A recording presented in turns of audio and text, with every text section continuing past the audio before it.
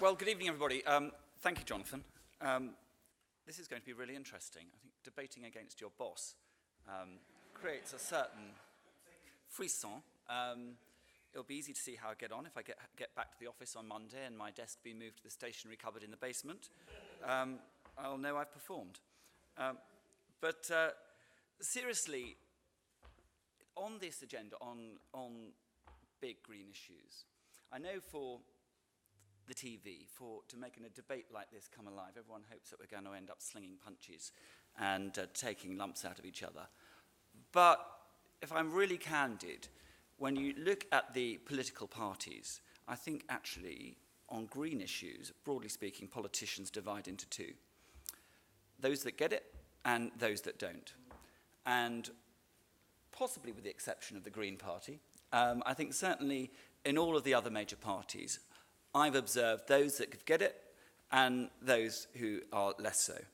And the thing that is most important is that in order to ensure that those that get it remain in the ascendant, you have to keep making the argument and you can't rest on your laurels. And I think the danger with the wider green movement is it becomes very entrenched.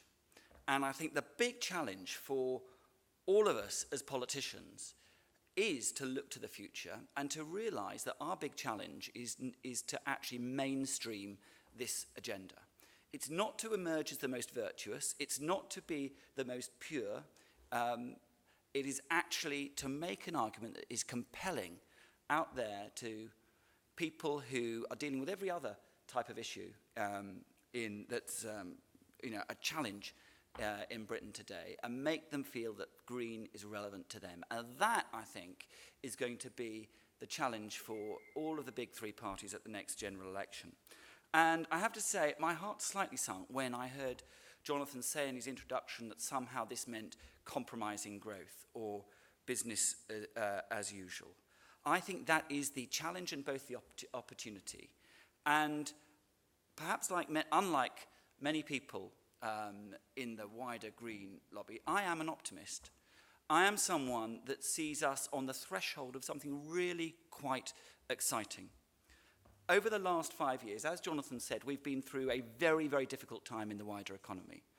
But it doesn't mask the fact that there's also been substantial progress, real foundations laid for a low-carbon, more sustainable economy in the future. Now, being in government is hard.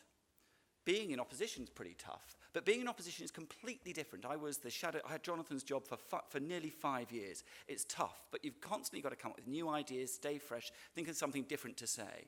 In government, the challenge is completely different.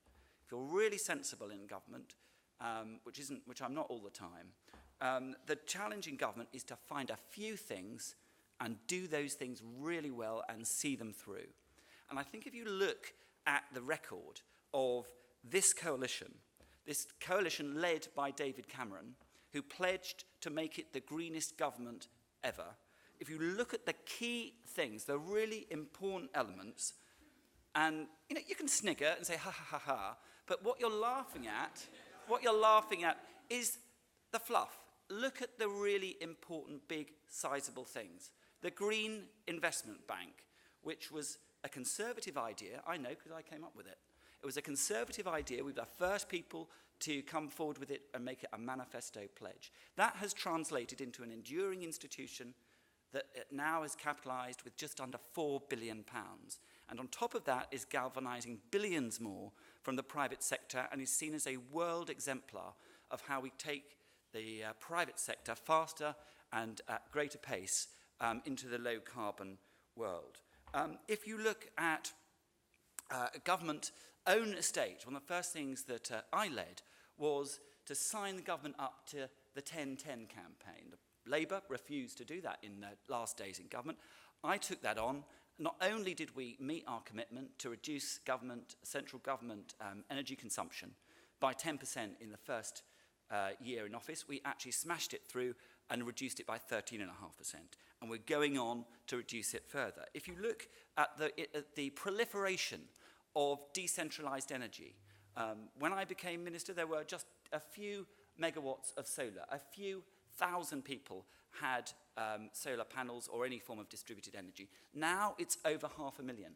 Britain has last year had the highest growth rate for distributed energy of anywhere in Europe. There's a long way to go, but wow, we've overperformed. Nobody was telling you 4 years ago that we could have 3 gigawatts of solar by 2014. It's extraordinary. And if you look at what we've done with the RHI, we've introduced the world's first renewable heat incentive. We have unprecedented investment in renewable energy. But going forward, in the next election, the challenge is not to put the foundations in place. It's not to deliver a few big, clunky projects. It's to let innovation rip.